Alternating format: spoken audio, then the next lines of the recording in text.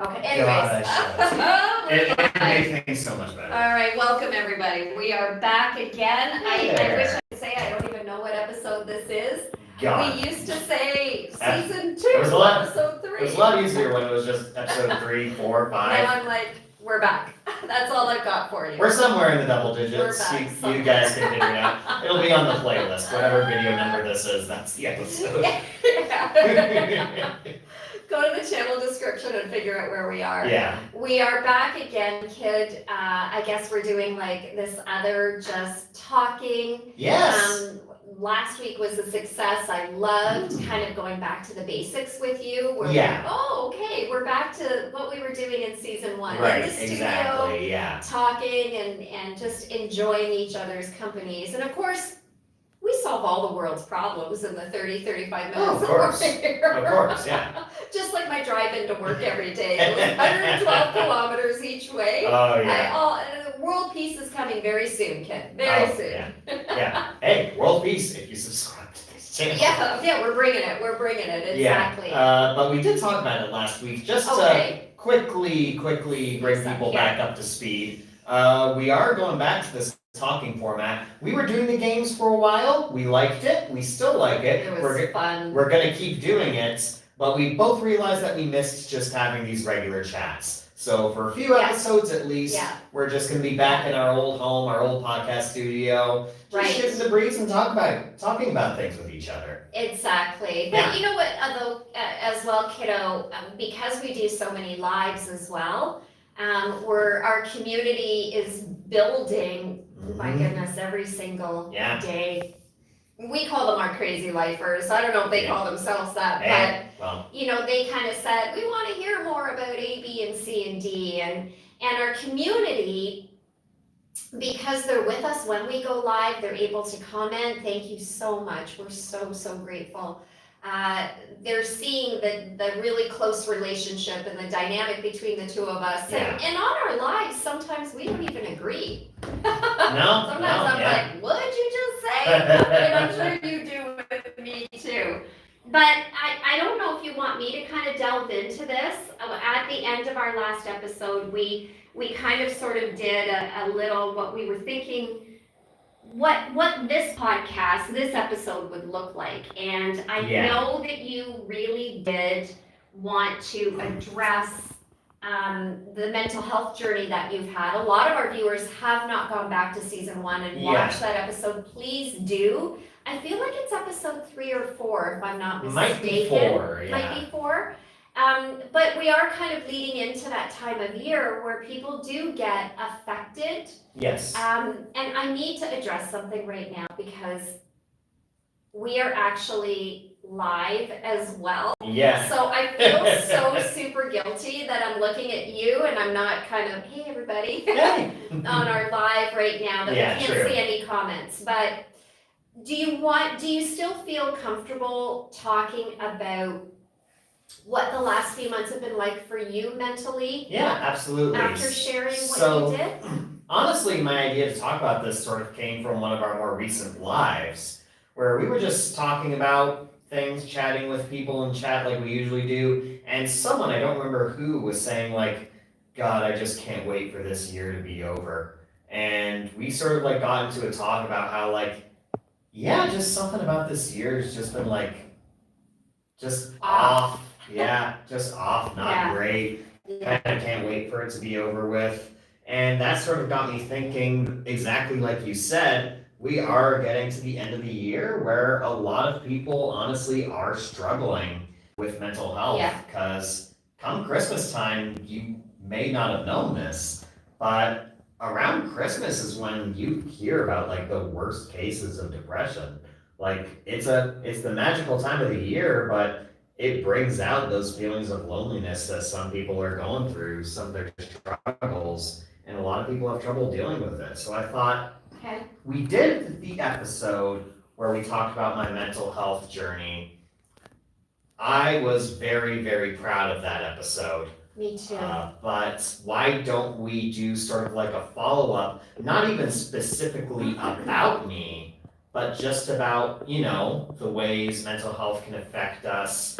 and how we can help each other through it, because we're getting Okay. to that time of the year where a lot of people, whether you know it or not, are gonna need help. Well, they So- do, there is worldwide, and the reason, I'm always gonna throw it back to our lives, because right now we're using YouTube as a format, as Yes, a platform. yes, And we're hearing from people all over the world, Ukraine, UK, Mhm. US, Canada, Sweden, Finland, please forgive me if I'm forgetting, All over the place. Germany, who have said, we're suffering, we have it, it's a worldwide crisis. Yeah. So for those that are new, because no matter what we start talking about this, kid, people are gonna be new and Right. watching this for the first time. Yeah. So I do think that it's important, very briefly, to recap how your journey started. Yes. But yes, it is a time of year. And on the last episode, what we know about mental health and the journey when we get into the Christmas holiday season is there are people that are alone that don't have families. This becomes a very difficult and a very lonely time of year for them, which affects their mental health. Christmas, sadly, is very commercialized. It is a Very true. materialistic Very true. season. It's based on buying power. Which, I mean, we can get into all of that, I suppose. Does it lose the theme of the religious point? I think it is. That is a whole discussion. But for those that are unable to buy what they feel is worthy, it becomes a very difficult season, right? It is, yeah. So do you really want, let's help the audience know how your journey started. Please go back in detail as well to our subscribers and our viewers right now and watch the episode.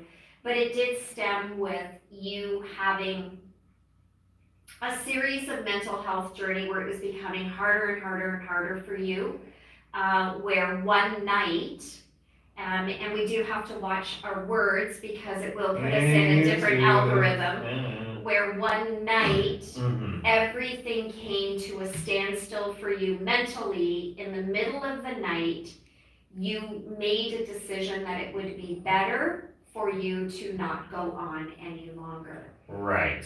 So, sort of to give a brief recap, if you want to hear more detail about this, like I said, we do have the episode where I talk a lot more about it, but just so everyone's up to speed, so you understand my frame of mind when we talk about mental health.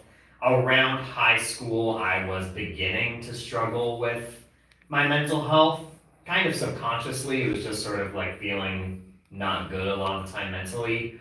When I took a year in college, it began to get really bad, where I was having serious issues with how I viewed myself, how I viewed the world around me, my thoughts of self-worth, and it got to a point where I didn't see a way out. So I woke up at 3 a.m. one night having what my therapist would later say was a full-blown panic attack. And I was struggling with thoughts about whether I would want to go on or not. And obviously, from the fact that you're watching this episode, I realized that, okay, I've been ignoring this for too long, I need help. So then I went to you and I said, here's these thoughts I've been having, something's wrong with me. I think I have depression, these are the thoughts I'm having, I need help. I think I want to interject for a second because you're eliminating a couple of things, but I know it's for the point of very quickly summarizing. Yeah. You had the pills in your hand and you were about to do everything you could to end it. Yeah. Then you had a moment of, I can't do this to my family, I'm going to go wake up my mom, which is a moment that I will never forget. You immediately, literally barged through my door, woke me up and said, I'm about to do this. So from that moment on, you and I did everything we could to get you the therapy that you needed. Yeah. To be able to put everything back together again. Yeah, I was in therapy for about a year, It was roughly. very close to a year. Yeah, Very close. around a year. Yes. I was, obviously, I sort of like, I guess for lack of a better term, sort of renewed my connections with you, my family, my friends, sort of everyone, just sort of pushed myself to be more out there. I began making more friends, a lot of whom I'm still friends with to this day. Yeah. I sort of like, it became a real effort to try and put my headspace in a better position. I got my first job, which I would work for many, many years, stories of which you will have heard on this podcast. Yeah. But I think though, first of all, you learned through your therapy that this was not a curable thing. As your mother, I also went to therapy to learn how to help you because I've never had a child that felt that life wasn't worth living. So it really was such a personal effort for you. What I want to highlight though is you did discover that you were diagnosed with social anxiety, Yeah. which was new. It made sense after your therapist spending that time with you going, wait a minute, you have this. You hear those words and then you hear the explanation, then you think back to your entire life up until that point and you're like, okay, yeah, that makes sense. Oh, okay. And yeah, that tracks. But what we've noticed, so this was 10 years ago. Again, if you watch that episode, you'll see it's the first time that we've actually talked about it. Minute by minute, you'll see Austin almost break down. I break down for sure. Discussing it with you was not easy. But what we know over the last 10 years is once you have those thoughts, they can so easily come back again. Right. It's almost like they sneak back up and go, I'm still here. Yeah. Right? And that's the one thing I learned from the mental health program that I joined as a parent with a child that suffers, that this is not curable. Right. You've got to constantly be recharging your battery with your mental health. Yeah. And you have had times where maybe you didn't feel that way as defined. I've never felt that way again. Yeah. But I've had bad days. But you've had moments. Yeah. Yeah, in a series. So I know that the podcast has actually been, and that's why we started it, so that it could bring another avenue of light into your life because your passion really is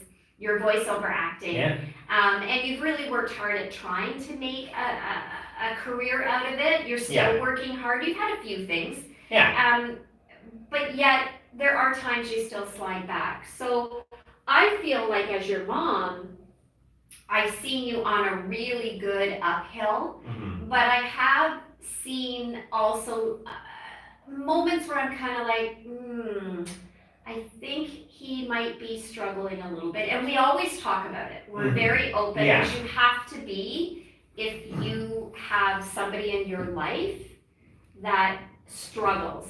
Right. Tossing it under the rug is the worst thing you can do. It's the worst thing you can do. It's also the easiest thing you can do, which is why mental health is so annoying to deal with when you're in the position of your mind actively working against you. Because you want to just bury it under the rug, but it just makes it worse. So when you say that, do you mean you? So if you're sliding again down, is it easy for you to say, I'm not going to think about this, I'm not going to talk to anybody about it? My instincts always go to don't talk about it.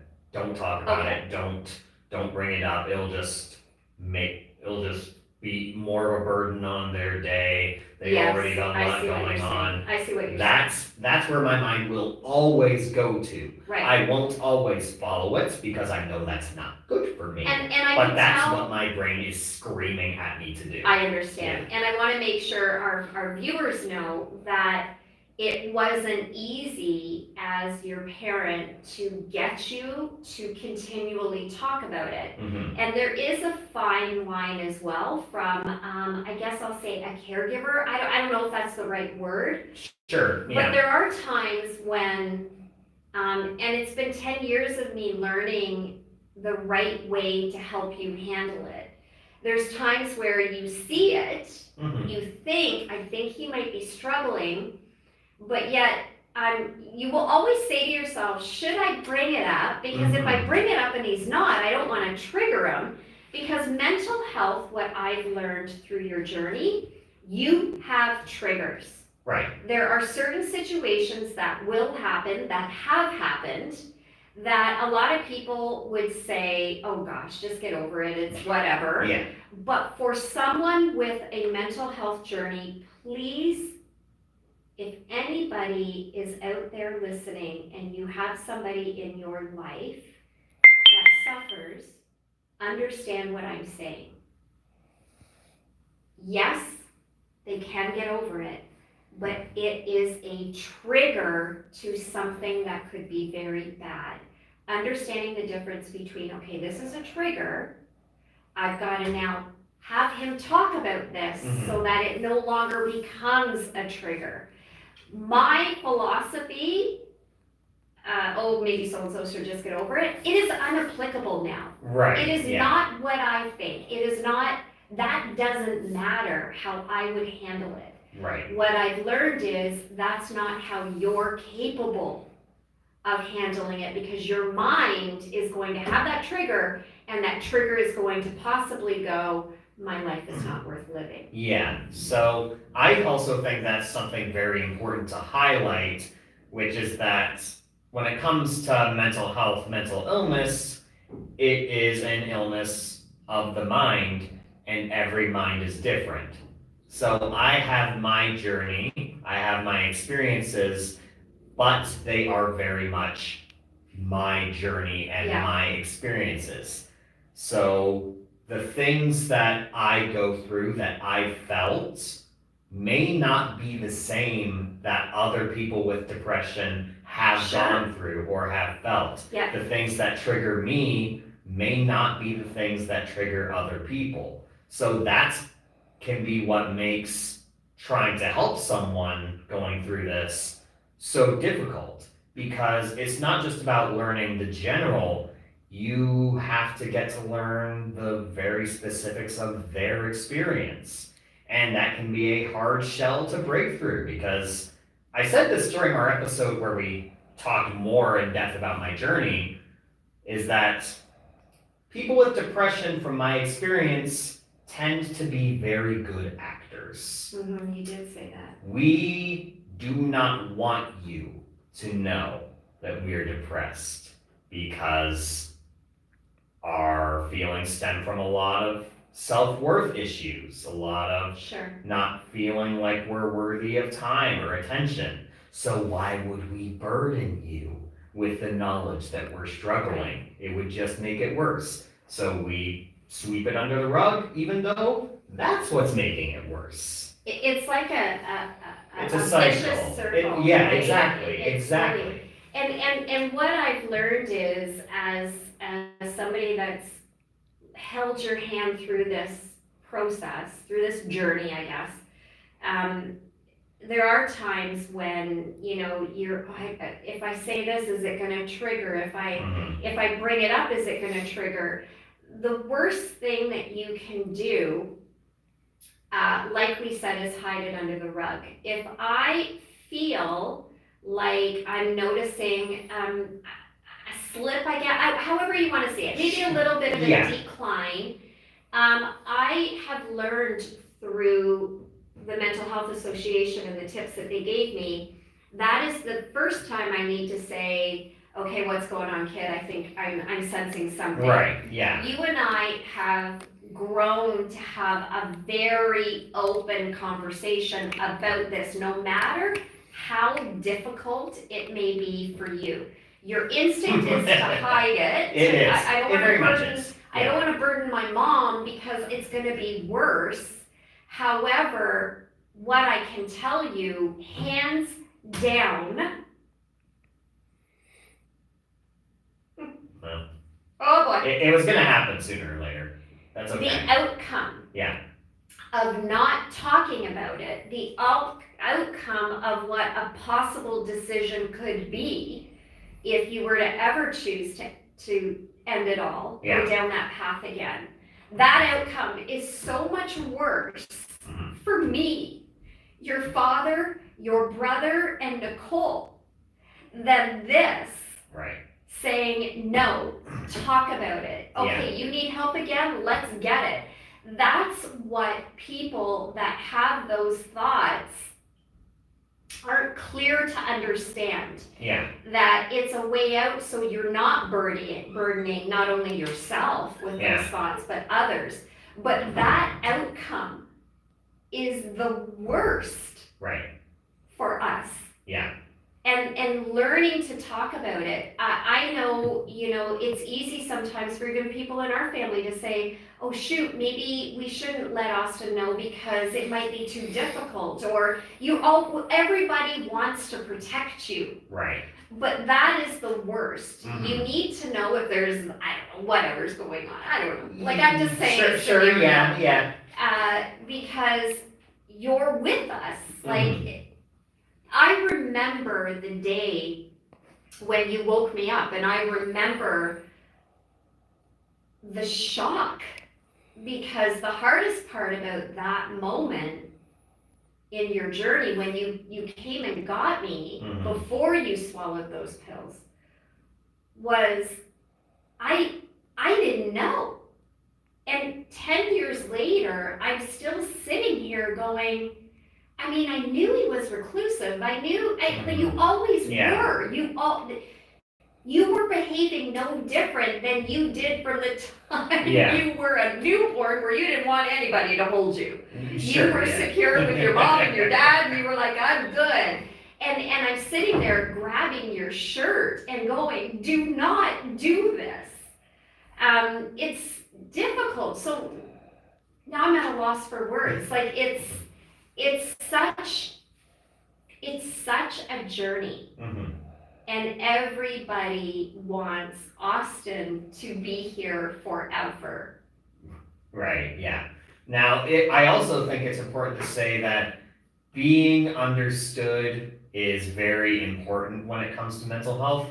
It's also a two-way street when you're dealing with it. So you can sense when I'm not having a good day, and you'll go, hey, is something wrong? Are you feeling all right? Yeah. That's good. But it also works in reverse, where this was funny because this happened a couple weeks ago, where I woke up one day and I just wasn't feeling well. Like I had like a massive splitting headache. Oh, yes. We were gonna do a live that day, and I was like, I don't know. But we were talking on the phone, and it was just like yeah, okay, like that kind of conversation.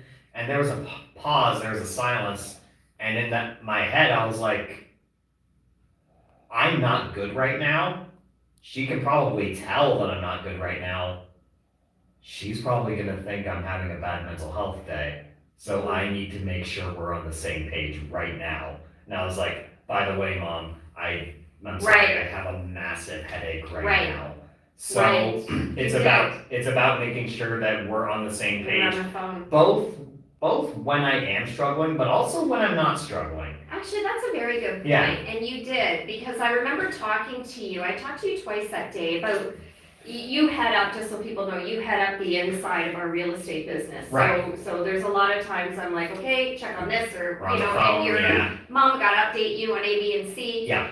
And I do remember thinking, he sounds a bit off. My mind hadn't gone yet to, oh gosh, is this a bad mental health day? But then when we talked the second time and I found you different, I was about to utter the words, and you were like, Mom, I got a really bad headache. And I'm like, oh, okay. It will always go there. Exactly. Because I guess it's kind of like, from a parent point of view, it's a trigger for me too. Right, exactly. Shoot, okay, do I gotta do a check-in right now? Yeah, because listen, I've had I have depression, I have social anxiety, I have these things that I struggle with, but my struggle influences you. You had to learn a lot in order to be able to understand how to deal with this, how to help Yeah. me. So I know there's always a part of you that's always thinking in the back of your mind, is he okay? And I Yes. don't ever Yes. want to give you a mistaken interpretation of where my head is Right. at. Well, I So, you know what, I appreciate that, and I guess that's where, when we've been on our lives and some people are saying, oh my goodness, I love how close this family is. With this particular journey, and I'm gonna put this into the parental role, mhm, as we kind of talked about ending our last podcast. yeah, It will always be I'll say this in my opinion only. It will always be a parent's job to keep their child here. right, I will never shrug that role off. mhm, If you at that time were married and had 10 children and you had reached out to me, nothing would be different. Hopefully your wife will be okay with it, but I will never shrug that off. Right. I will never take lightly that I am always going to be my children's biggest supporter. And especially with this journey, I just don't think I could ever not ask or shrug it under. right, yeah, Because I know, and I will never forget, and I'm going to say this with as much emphasis because I was the one there that night. I will never forget you running into my room and saying the words that you were about to end it.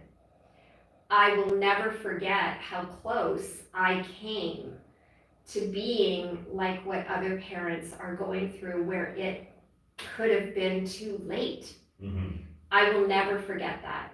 right, And I think that as a parent, as much as sometimes if you don't understand because you've never had those thoughts, it's not about us. It is always about our children first. mhm, And that's why I will always be here. I will always be here, kid. right. Now, I, Now, when I'm in the nursing home. yeah, fair enough, fair You enough. can still yeah. come wheel yourself to my room and. Well, I'll have to yeah. return the favor a little bit when those days come. I did though want to bring the topic back around to that because that is my story in a nutshell. Again, we go more in depth in our other episode, but I wanted to bring this back around to others because, like we said at the beginning of this episode, we're getting to a time of year, not that everyone doesn't already struggle with mental health issues on their own, but you're going to be seeing a lot of people really struggling now that we're getting into the winter months. Seasonal depression, it's very much a thing. Yeah. A lot of people go through tough times around the Christmas time. It's just a fact. So I sort of wanted to bring this around to ways that you can better understand people going through this, ways that maybe you can help in your own little ways. Because I think the important thing for people to understand about, well, me personally, speaking with my own personal experience, people with depression is that it's something we don't need you to necessarily be thinking of how to solve all of our problems or how to fix everything that's going wrong. We just need to be heard and understood. So that I think is the most important thing, is to just be understanding above all else. So let's give our viewers a scenario. Okay. Because you know me, when I teach and when I coach, I think people understand better if they're given a case scenario. Okay. So you have somebody that in your life that maybe gets blue Whether or not it's diagnosed depression or not, a lot of people are undiagnosed. Sure, Let's yeah. be real. Yeah, But absolutely true. but it is evident that they have very high highs and very low lows for whatever the reasons. You're noticing your friend is not talking as often, or, you know, you're pulling teeth to get stuff. You're noticing something is wrong. Yeah, Is the best thing to do is to say, hey, Jimmy, I'm your buddy. I can see something's wrong. I need you to talk to me. I would say you're almost Okay, correct. okay, I think reaching out is something you should absolutely do. I think it starts at, hey Jimmy, we haven't chatted in a bit. I just want to let you know, you're my buddy. I care a lot about you. I hope things are going well. I'm always there for you. so you don't think you should acknowledge that you can sense something's wrong? I think it should start with just letting them know how much you Okay. appreciate them. Okay, I- that's fair. I think that's the starting point. I think that should hopefully, in a perfect scenario, evolve into a conversation. All I right, think you, from there, this is the starting point. okay, so let me throw this back to you. Okay, If somebody said that to you when you were in your darkest moment, like you're having you're really on a decline. sure, yeah, I'm not convinced that would be enough to get you to say, I really appreciate that, here's what I'm going through. mhm, So would you recommend, let's say Jimmy, I'll be Jimmy, sure, you say that to me, I'm hearing from you, I'm assuming Austin, maybe you and I haven't talked for a couple of months, let's let's just say that. say, sure, yeah, So I'm Jimmy, I'm really blue, I don't wanna talk to anybody. right, And now this guy that I haven't talked to, is my friend in a while, is saying this. I'm gonna say thanks. right. So from that point, I would probably reach out to someone else who knows him You would, eh? and Okay. ask, hey, have you noticed anything with Jimmy lately? Yeah, If they've heard from him or not. See if you can get some info. Again, try not to be like super intrusive about it, because you don't want to feel like you're forcing yourself on them or intruding on their personal space. But would you all- not take that opportunity to address the thanks with Jimmy directly? I would say to him, Okay. nope, no problem. Just I'm here for you, man. Let me know if you need anything. Okay, But I would at that point start trying to look for more info, see if there's others that are sensing the same thing that I am. The gut feeling is a very strong feeling, and it's right way more often than it isn't. your gut feeling, Gut somebody- feelings in general. yeah, okay, So I think if you're feeling that he is pulling away, then you start to think, okay, let's see if I can get info out of people that he's close to, if anyone's feeling for it, because maybe we do need to like implement a plan to get him some help and have like a serious Sure. conversation. I don't think you should start with the serious conversation. My hope is for that to come naturally, but if Yeah. it needs to Yeah. come to that, then it needs to come to that. I understand Yeah. what you're saying. I think what I'm hearing is, if you sense somebody's going through or sliding down a mental illness path, take the time to tell them that you care about them. Yes, Be there, ask, don't be afraid to say, I'm noticing that you're not good. mhm, Can I help you? I think, Austin, those are very important words as well. mhm. And if they're not willing after that to share Yeah. whatever their journey is, don't brush it under the rug. Start Right. talking to other people to see if maybe somebody else Right. needs to help. The reason why I say it should start with just the kind words Yeah, is if you remember what I said about the feelings of being a burden, yeah, if you start with, hey, is something wrong? yeah. That could risk them It could trigger them to putting come. their back against the wall and going, Right, oh great, now they notice that I'm not good and I'm being even more of a burden. Yeah. So it should That start, makes sense. it should start at the very beginning, the very first step with positive reinforcement. Right, Just letting them know that they matter to you. right, yeah, It should start with that and then you work from there.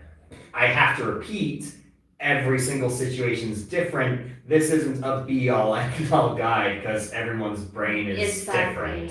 So you have to adjust as needed on the fly. It's unfortunate, but that's just how it works. What I will say is, let's do this scenario again. I'm Jimmy, assume all facets of me are exactly the same, except I'm some random dude you know named Jimmy. I'm going through a bad day or a mental health struggle for a while, and you come up to me and you go, hey, I think you're having a bad day. Maybe you should just go and play video games. I know you like them.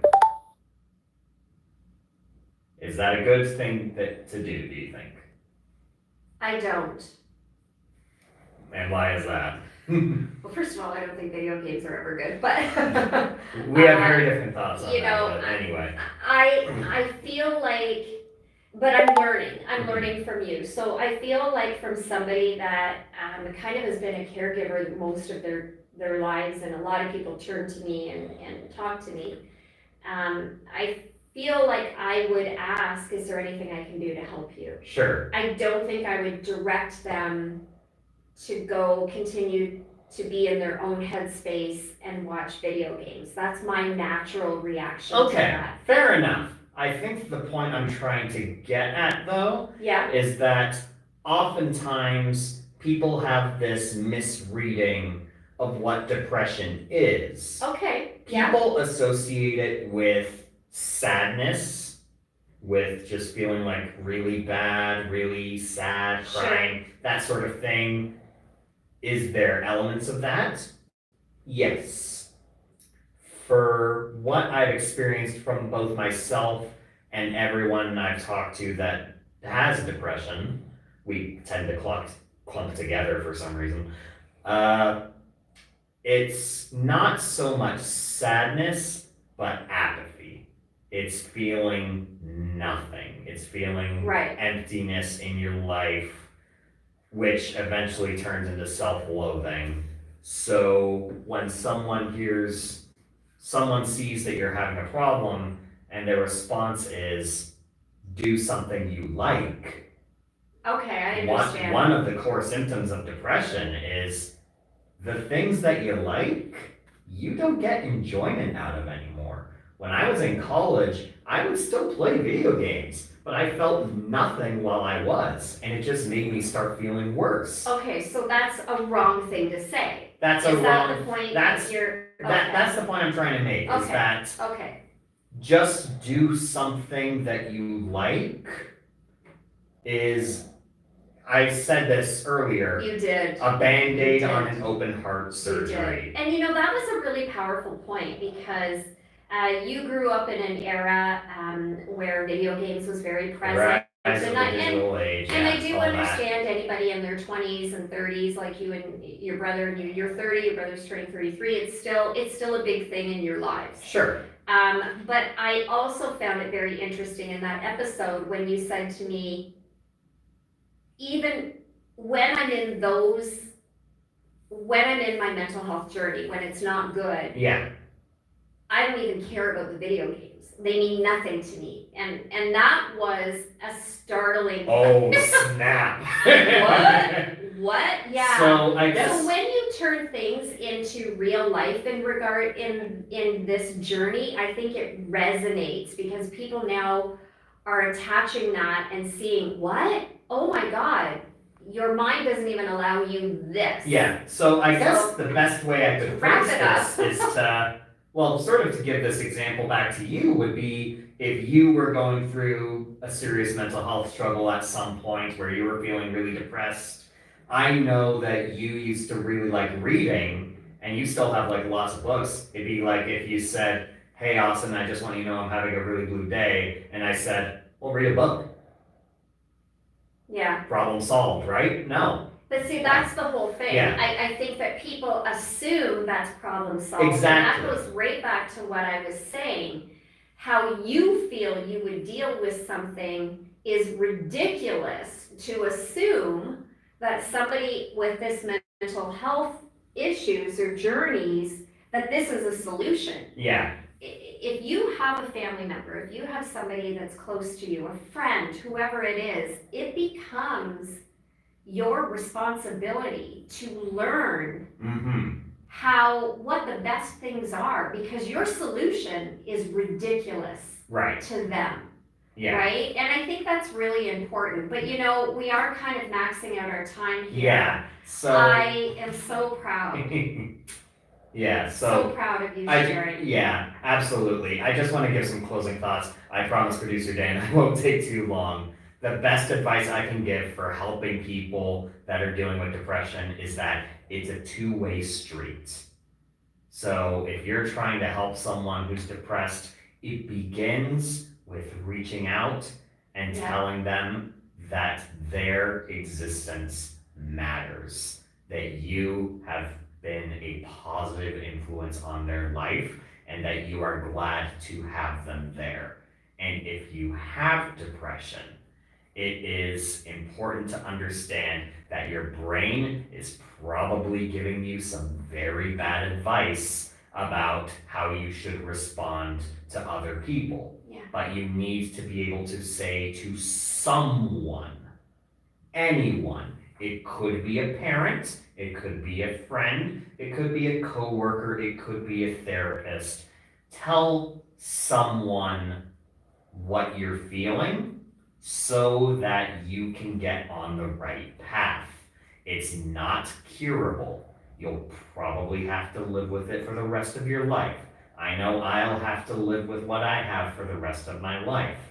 But those are the small but important things in order to be sure that in spite of all of that, you can live a happy life and a long life. Now everyone in the background watching can stand up and give me their round of applause. I feel like he said it come on. best.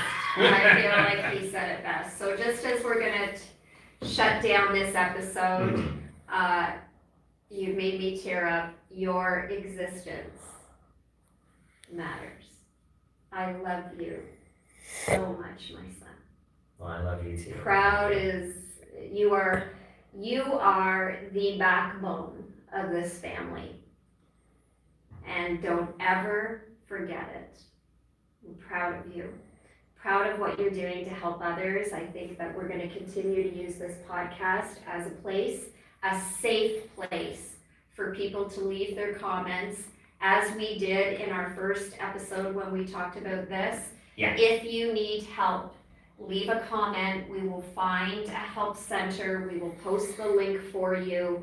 This will always be a safe and peaceful channel. Absolutely. We are, as much as our sign off always says, we're laughing through life with a mom and her son, we promise to be extremely transparent. We are bringing you the good, the bad, the ugly. This isn't an easy thing for any of us to talk about. I know it's not easy for you, but we're doing this in hopes that somebody out there will go, I resonate, and I am so proud of you. So you know what, we're not even gonna say our normal YouTube stuff, because we're gonna end on love, and I'm so glad that you're still with us. Oh, well, I'm glad that I'm here too. Yeah. And I'll say this to everyone who's maybe struggling with this, who has these issues but hasn't talked about them. The first time you talk about them is going to be the hardest time that you talk about them. But each time you talk about them, it will get easier. And I struggled with a long time about telling my story, because I told you about it. I told, obviously, my dad and my brother about it, but I told my therapist, but I did not want to tell anyone else about it. I did not want you guys to tell anyone else about it. No. But I had my moment of reflection where I was just like, I can't be afraid of this anymore. Because that's what it was. I was afraid of it. I was afraid I of can looking understand back on that Yeah. part of my life. Yeah, 'Cause maybe those- reliving it Because to a degree. yeah, because those were objectively the worst days of my life. Yeah, So I didn't want to think about them, but it also gave that time power over me.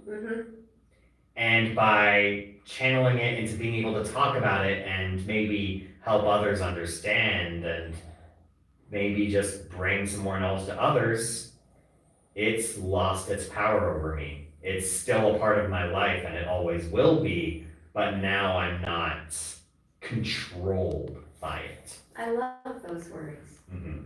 So I'm gonna let you say our sign off because I feel like this is exactly what we're doing. Yeah. So thanks to everyone who tuned in.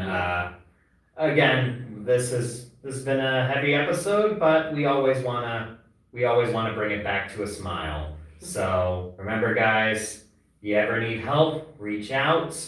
Whether we support you or someone you know supports you, find the support that you need and you deserve. And remember, hey, life's Yeah. crazy. Yeah, We can't change that, but we can talk about it. and we do. Take care, everybody. Peace out.